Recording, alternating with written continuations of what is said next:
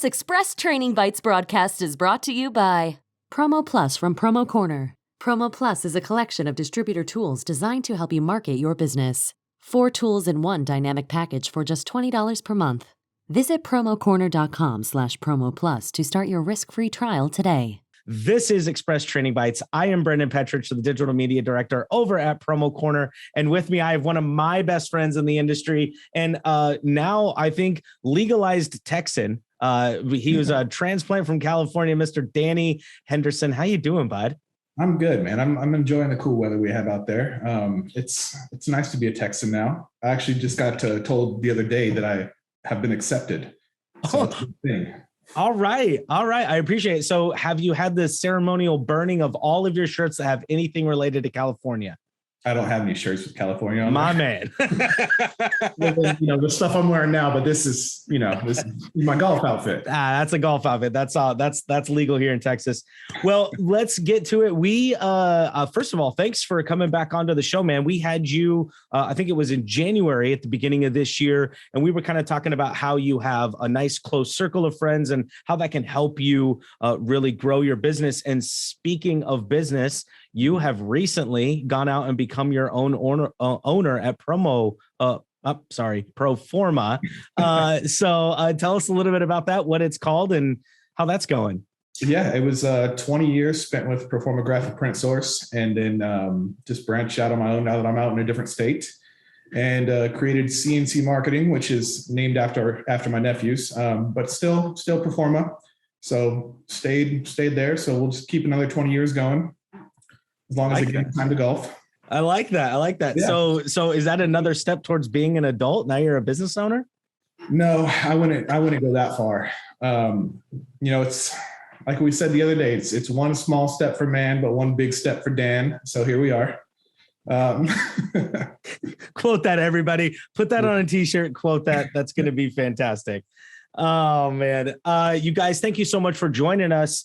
So if you do have any questions or comments for either myself or Danny, go ahead and put them in the comment section there. We are going to be talking about online stores today. It's something that Danny and I kind of talk about. We talk, first of all, in transparency, we talk a bunch, whether it's on the golf course or on the phone, and about the good and the bad of everything promo. And one of the things we were recently talking about is his ability to build online stores, whether it's through Proforma's app or through another source. But we wanted to kind of part some of that information onto you. So Danny, as I'm kind of setting some other things up here so I can monitor the chat, can you tell some of the new distributors or maybe distributors that have never built one before, what is an online store?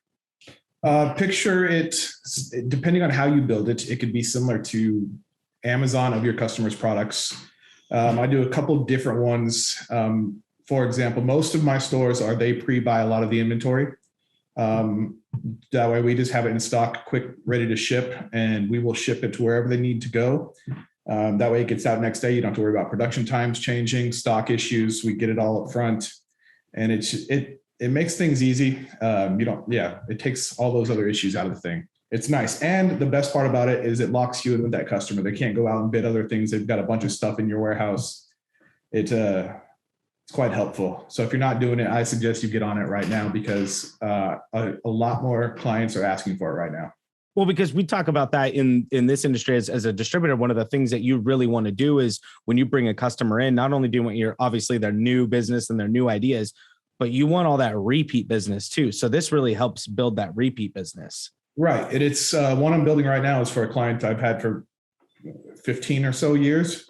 I've only ever done the apparel for them. And by showing them this tool, which I've tried to get them to do for a couple of years now, they have a new marketing director there. She's very interested in it. We do about $120,000 a year in clothing, but by moving everything to this online tool, now they want to make everything easier. So I'm taking over all the printing, all the signage, which should bump them up over $200,000 a year. And I mean, just by saying, let's build a store, let me help make your life easier, we added another $80,000 worth of orders. And you said make your life easier. So what does that do for them? What can you do for them that they can't do? Well, I mean, they can do it. The thing is, a lot of them don't want to do it. today's world, apparently we still have a shortage of staffing people. Clients have the same issues. So by taking their product out of their warehouse, moving it over to mine, take care of the shipping for them, the handling, it's another way to make money on the handling charges. The freight, being that most people in this industry probably have a better freight deal than our clients do. Mm-hmm. So it's taking basically a whole step away from them, and they don't mind paying for it because you're also saving them probably a salary or two. So it's a nice way to make a little extra money. I love that. And so when you're setting one up, like I know that you're probably working on a few right now. When you're going back and forth with the end user, what information are you trying to gather from them so that you build a good online store for them? Yeah, I have a little spreadsheet pulled up here. It's a lot of information to start. There's a lot of different things. If you're going to do just apparel, if you're doing printing, if you're doing variable data, to get it started quick and easy, it's just, okay, what are the products? But then when you get down to it, it's, okay, products, colors, sizes, logo options. If it's the variable data, how much text is changing. You need to have the weight of each individual product for the systems to figure out shipping. There's a lot of things that go in there. What else is in here? If you don't want to do inventory, you want to do print on demand. I'm doing that for one customer. They have 6 or 7 items that they just continuously buy, and they want to just have it to where each one of their offices can go on there and say, I need 250 lip balms or something like that, where we're not going to store it, but we're just going to print on demand. So then you need to have all the vendor information, everything all set up. So up front, a lot of work, but back end, once it's up and running, it runs itself. Absolutely. We've got a few guys watching right now. Nadav jumped in. Thank you so much, man. He says the contractual helps secure the transactional. I love that, man. And that definitely, when you set up an online store for people, you got them locked in, and now it's just getting them into that habit of ordering from that site. So that is absolutely correct. And then Ray Jimenez jumps in here twice. Ray, we were just actually talking about you yesterday too, man. He says legends. He's taking notes from the master. So that must be you, because that is absolutely not me. Well, Ray was the best supplier in the world, and he switched sides. So can he keep up that same title on the distributor side? Let's see. We'll see. I've already got that, so he'll be second. But it's okay. That is fantastic. That's awesome. Well, cool. Yeah. So guys, if you do have any questions, if you do have any comments, or you want to share maybe some stories of some online stores that you have built, go ahead and put those in the comment section over there, like Nadav and Ray have. As we continue going on, I'm going to keep talking about this online store stuff. So Danny's talked to us a little bit about some of the things you have to think about when you're setting it up, what you need from the end users. Now, you talked a little bit about a checklist that you had. A lot of that sounded like maybe information you need from the supplier. So what do you need upfront from the suppliers, and how do you choose suppliers that you're going to bring into that online store? A lot of the stores I've been doing lately we're just taking products that the customers have already been ordering and incorporating them into that store. So it's those, and that way it's already picked. However, in today's world, it's changing a little bit by, are we going to have enough stock to run the store for an entire year? We've got to make sure, especially with the apparel. One uniform program, we've changed their polo shirt 3 times in the last 3 orders. So it's stock's the only issue I think that we're running into, but that would be the main thing I choose off suppliers. Otherwise, it's all relationship based. Yeah. Like I've got a good relationship with the supplier and I know they're going to be there for me, then they get the work. Yep. That's awesome. Now, do you warehouse all of this stuff yourself? Do you use a third party, or you teamed up with maybe another distributor to kind of split that cost? Currently, I am going to warehouse everything. So we'll see how that goes. I've got space here that I'm going to use, and as that grows, then we'll grow with it. But yeah, it's going to be just, especially with just starting my own company. It's going to be interesting at first, but not too bad. I love that. Yeah, it's gonna be fine. Whatever it takes to make the money.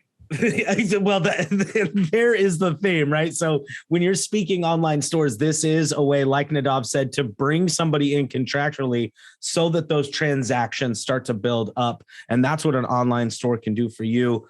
So how many are you in the process of building right now? Let's see. So I've got 3 right now. One came in about a half hour before we got on here. He's got a few more details on that. One is the big one with the apparel and moving over the printing, the signage and everything. The other one is the no storage. We're just going to put the items up there. It's going to be a very basic store.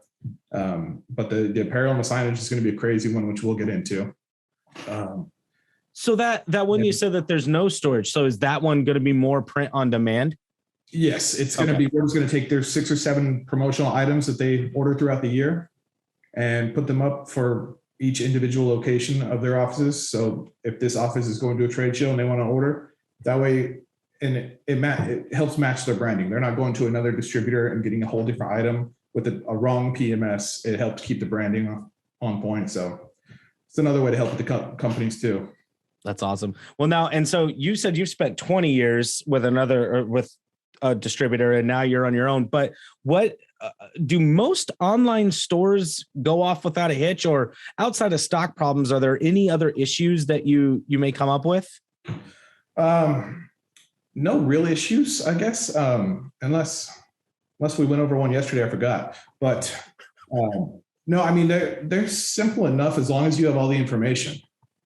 And some of that you learn as you go. You get to a point, you go, oh shoot, I need to know this as well. Let me go back. And the good part is a lot of the customers don't know what they're doing when it comes to that. So they have no problem. They don't think you don't know what you're doing. They're learning with you as you go. So it's simple enough as long as you have the platforms to do it, which we're lucky enough to have on our own. Well, and so that actually brings me to exactly what I was going to bring up next is the platform, right? There are a ton, pardon me, allergies in Texas, man. I'm been getting killed. There are a ton of different programs out there that can help you build online stores, like from retail side on Shopify to even bespoke ones inside of like Performa or Common SKU. And that's actually what Nadav said here, that he's built B2C businesses or B2C sites before. And he asked what platform you are using. He uses Common SKU for a few sites and then has Bright sites for larger ones. So what are you use? All of mine right now are through Pro Stores, which is Performa's own proprietary platform. A few customers who are using Bright Stores, but yeah, at least through us, we have that platform there, and it does everything we need it to do. We can do B2B, B2C, which is a whole other thing we'll get into at some point too. But yeah, that makes it easy having that easily accessible. We do basic or advanced stores depending on what the customer needs. It makes life a lot easier. Yeah, no, 100%. Well, and so yesterday in our pre-show talks, we were kind of talking about some of the things that can be a little troublesome when you first start up. So the first one I kind of want you to tell the story on is and kind of go into detail so that maybe people can look out for this in the future when they're setting one up. You're setting up an online store right now where I think the premise is really cool, where they want to be able to have a points system, but they also want to be able to sell to the retail side. So explain to the people kind of why that poses an issue when you're setting up an online store. So that's what we ran into pretty much on Friday. So we still have a lot to figure out, but what we're doing right now, it's an apparel program with the printing and the signage that their distributors earn points by selling their products. So with those points, they'll be given codes worth a certain amount of money to use on the store, or we'll make a sweatshirt 10 points, something like that, where they could use the points to get whatever they want to get for free. Customer is going to prepay all the inventory, so we're going to have that already paid for and done. Now, what they will also want to do is open it up to the public, where people can go on there and say, I've got 10 points for a sweatshirt, but I want to buy golf balls and a hat too. So open it up to credit cards. Now we run into tax questions. Mm-hmm. The product's already paid for, so we've got to store the money that comes in on credit cards and things like that, which then we're going to use towards purchasing more inventory. Mm-hmm. But it's going to be a little interesting to figure out. I know that other franchise I work with, my mom's franchise, she has a customer that does the same type of thing. So luckily I've got that to go fall back on and figure things out. But yeah, it's gonna be interesting trying to go with, okay, this is worth points, and then we're doing cash on the same thing. And that is got to be, because it's not just a simple put it in the cart, swipe your credit card, and be done. Like, no, yeah, their distributors are globally, so there's going to be all kinds of financial things to figure out. So, I mean, glad it's you and not me, brother. Once it's up and running, life's good. We just got to get to that point. But I mean, at that point, we've got all their inventory in house. Their customers already know the site. Where are they going to go? You know, it makes life, just like Nadav said. It's just that first hurdle, man. It's hard to get over that first hurdle, but once you get over it, should be smooth sailing. Then it's good. Yeah, it's beautiful from there. Exactly. And then one of the other stories that you told me in the pre-show is the T-shirt. Wanted to give away T-shirts at a trade show. Yes. But tell me why they chose an online store and why they were doing that, and what their thought process was behind setting up an online store versus giving away the T-shirts at the trade shows. All right. So here's what they came up with, which I tried to talk them out of, but they were sold on it. So we went with it. We had 6 or 7 different T-shirts, depending on what they were trying to show. Instead of bringing T-shirts to the shows, we would print gift cards with code. Code would be worth 1 T-shirt. So they go to the trade shows, they give it 1,000 postcards, says go online to the store, use your code, get a free T-shirt. Sounds like a great idea. You don't have to worry about shipping stuff to the shows, losing boxes here and there. Depends on how much your customer cares about spending, because you look at sending 1 shirt to a residence. I mean, that freight already is high. Now you're looking at, like we did the numbers, let's say 10%, 100 people order the shirt. Okay, well, there's that money. But these aren't just in the United States. We're doing shows in Germany. We're doing shows in Asia. We're doing shows in Brazil. So now we're shipping shirts outside of the country, 1 at a time. And I mean, you're looking at $80 worth of freight for 1 T-shirt. All so that they could save freight or save time by not giving out T-shirts at a trade show. They didn't care. So, hey, no problem. You want to spend the money? I will take your money. That's fine. Oh my! That was one of the things where I tried to be, the good salesman and say, hey, look, there's a better way we could do this. I know you don't want to send the shirts to the show, but here's the difference in money you would save. Mm-hmm. And they did not care. So, hey, no problem. They're betting, or they're hoping, and this is the only way I can justify it in my head on the backside, is like they are hoping that they have at least 5 or 6 shows where they get 1 person that asks for a shirt, right? So that then it does behoove them to do that, because if you're shipping shirts, we all know shirts are heavy. You got to bring all the right sizes. So you have to have a bunch of inventory, and it's a pain. And then you got to keep track and keep stock of all that stuff as it goes from trade show to trade show to trade show. So we get it, being in the industry that we're in, but at the same time, you and I are both looking at it going, so if you get 10% of those cards returned, spend a couple grand in freight real quick. Jeez. But I mean, that's okay. But on that note that you brought up too, I mean, the thing with the stores too is, if you got the store that has the inventory control, all my stores have that. So where if it gets down to, I don't know, say if it's apparel, if it's 20 pieces left, automatic email to me and to the customer saying, you are at this point, it is time to reorder. So it makes your life easier, less to think about because it's thinking for you.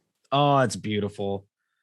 Gosh, that's beautiful. Reorders, man, they're butter. And as long as stock is there, as long as prices didn't go ballistic, which I know everybody's living in this doomsday and we think that everything's changing every second, which some things are, but some things are still kind of staying the same. And if you're upfront with your customer too, and I think you've kind of learned that, if you're upfront with your customers right now about what's going on, they're pretty lenient as long as you're not trying to rake them over the coals. So right. What I've learned with that lately is, I mean, if you look at the promotional products page on Facebook, there's a ton of negative things being said about the industry right now, the suppliers, the stock, everything. None of my customers have been upset about it because they're dealing with the same issues. They're trying to get their products in. They understand what we're going through because they're going through it as well. Mm-hmm. So none have really been too upset when I say we can't get you something or that product by this date. We have to change your uniform to this polo now. They've all understood. Nobody's been upset about it.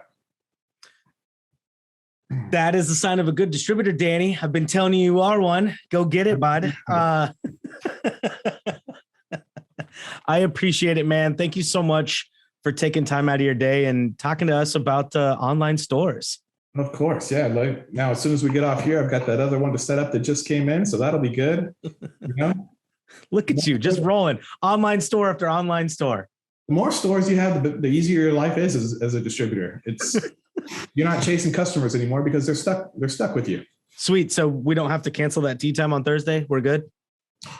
I thought it was today. Damn. The gloves are right there.